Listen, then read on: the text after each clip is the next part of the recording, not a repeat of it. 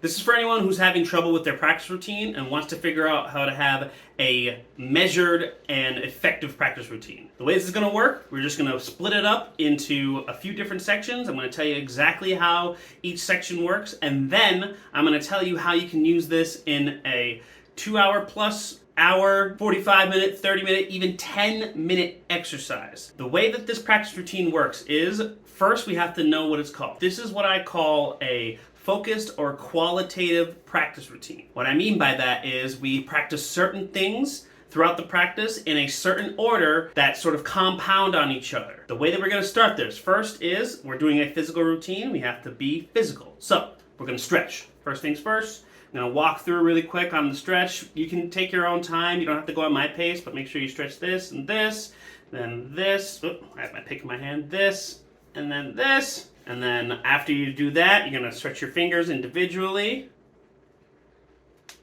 You'll hear cracks. That's okay. Don't forget your thumbs. Perfect. And then after that, you're going to make a space in your hand like that and then put your fingers in. Stretch out. And the reason why we do this exercise is because we want to make sure that our fingers are not only stretched out in one direction, but all directions. Because we don't just play the guitar up and down. We go in a 3D space for each fingers. After we get that done, we're going to do the next thing, sort of set our intention, or what I call tuning. It's just a fancy way of me saying you got to tune the guitar. So, you're going to tune the guitar, starting from the thickest string to the top string right here, E, A, D, G, B, E, standard E tuning. When you're all tuned up, then you're going to go into the next part. So we did part 1, part 2, this is part 3. Part 3 is going to be your warm-up exercise. You want to be able to go right through the whole entire thing, spend a good amount, not your whole practice, but you want to do 15% of your practice should be dedicated to just exercise, a nice warm-up exercise. I'm going to just do one really quick. We're going to start first fret, 6th string. We're just going to go index, middle, ring, pinky on the 1, 2, 3, 4. And we're just going to do an alternate pick. So down, up, down, up. So it's going to go 1, 2, 3, 4, 1, 2, 3, 4, 1, 2, 3, 4, 1, 2, 3, 4, 3, 4, 1, 2, 3, 4. And then when you get up here, you're going to shift up 1 fret and you're going to go 5, 4, 3, 2, 5, 4, 3, 2, 5, 4, 3, 2, 5, 4, 3, 2, 3, 2, 5, 4, 3, 2. Then when you get there, you're going to shift up again, and you're going to repeat that whole entire sort of exercise all the way up to finishing around on the 8th fret of the 6th string. Now you can alter it, you can alter the actual finger numbers, you can alter the pattern. Again, I can show you all that stuff a little later, but if you are really interested in knowing how to get that going, you can just DM or comment on the video down below and I'll tell you how to get in touch with me. After you're done with your exercise, next you're going to go right into something that goes sort of on the exercise, still in the exercise way, but it's more focused, but it's also going to be rudimentary. So first thing after your warm-up exercise, you're going to work on either rhythm or aerobics. That's going to be sort of stripped basic things. It's another way to sort of get more into a creative space, but also a sort of ready space to play. So you'll do things like work on a certain rhythm for a piece, or you'll just do certain rhythms on the guitar and focus more on your picking. The way you do it doesn't really matter. I do have a few suggestions, or rather books. I'm going to put them down below. Now, in order to figure out how to use them, you're going to have to actually, talk to me. First things first, after you're done with the rhythms and after you're done with your aerobics, next you're going to actually start to focus on a specific thing. So, the first thing you're going to work on is your scales. It could be anything as simple as major scale,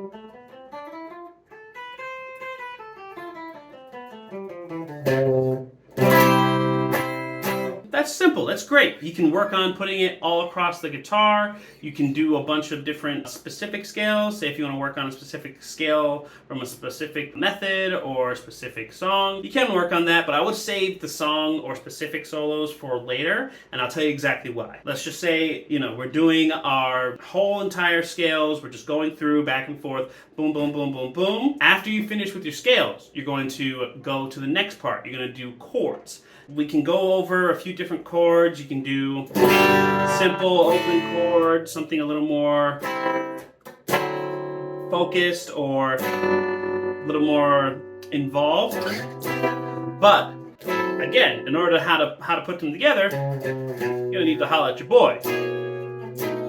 After you're done with the chords, the next thing you're gonna do is you're gonna work on your technique, and that can be anything from legato, bending, pinch harmonics, tapping, anything like that. You can again incorporate stuff like we've already done, the scales and the chords, and that's where the beauty of this practice methodology starts to come together. Each thing that you're going to do is going to roll on top of each other. When you stretch, you're getting your body ready to go.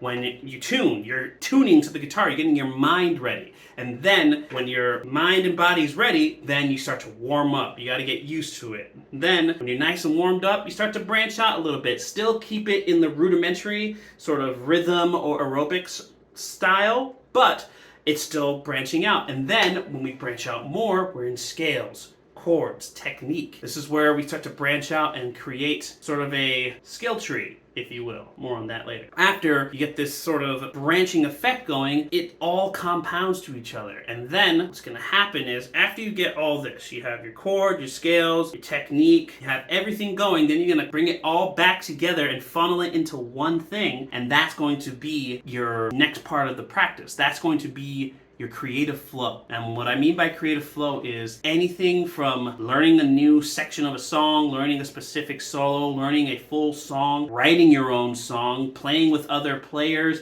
recording content like this about anything on the guitar or musically. That is part of your creative flow, and that will incorporate everything you've done in your practice. You have your basics down, you've warmed up, you've set your intention, you've done everything. You got more specific, you went into your chords, your scales, techniques, you went over all these things. You covered all your bases, specifically what guitarists normally work on. And then when you bring it all together, that just highlights everything and brings all of the methods and brings everything you practice into one place. And that's the beauty of this practice routine, is it all compounds on each other. Just like finance and anything having to do with money, the compound effect is the greatest thing ever. And that's the way we bring this practice routine all together. It's a compounding effect on each other. And when we get that going, that's where we start to really see some exponential growth. I have seen people who started on guitar, within a year of working with me, they've become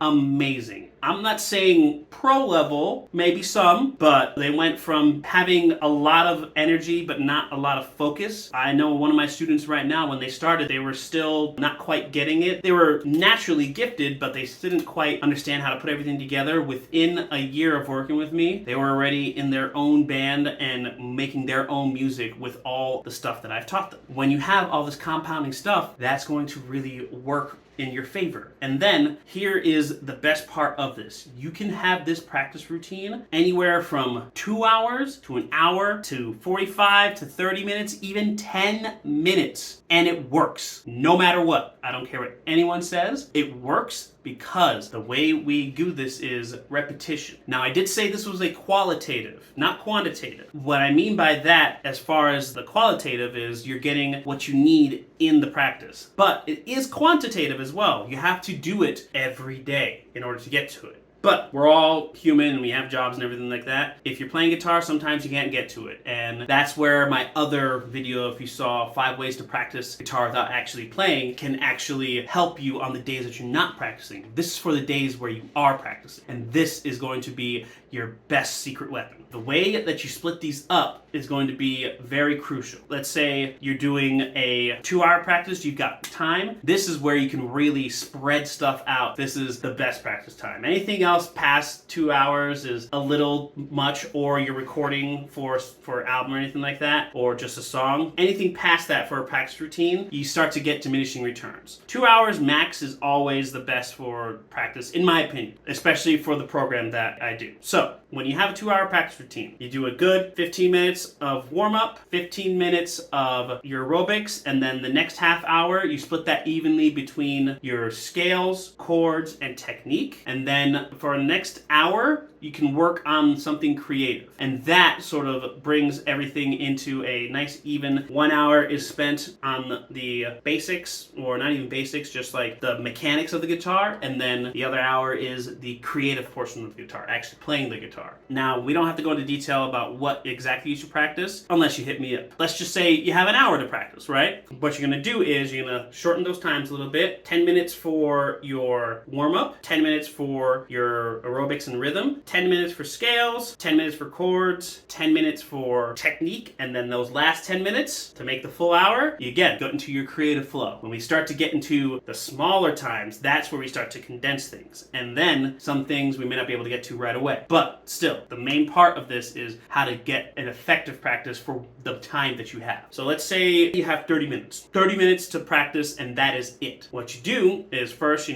do your warm-up, you do your stretch, and then your tuning. Then for those 30 minutes, you'll do 5 minutes of warm-up, 5 minutes of aerobics and rhythm, 5 minutes of scales, 5 minutes of chords, 5 minutes of technique, 5, 10, 15, 20, 25, and then the last 5, you spend it on something creative. And again, even with 5 minutes, if you do 5 minutes a week, 5 minutes a day, every day for a week, all that time compounds onto each other. 5 minutes every day, you give me 5 minutes for a month versus somebody who does an hour every few days to learn a song or anything like that. I guarantee I will learn it in half the time that they do and be able to really do well with it. Or anyone else can do that. Here's the last part. I did say we can do this in 10 minutes. We can. Now, 10-minute exercise, this one's really weird because you have to strip down to the absolute basics, but this is the fun part. You can do 5 minutes of exercise, and that can include warm-up and aerobics and rhythm, and then 5 minutes,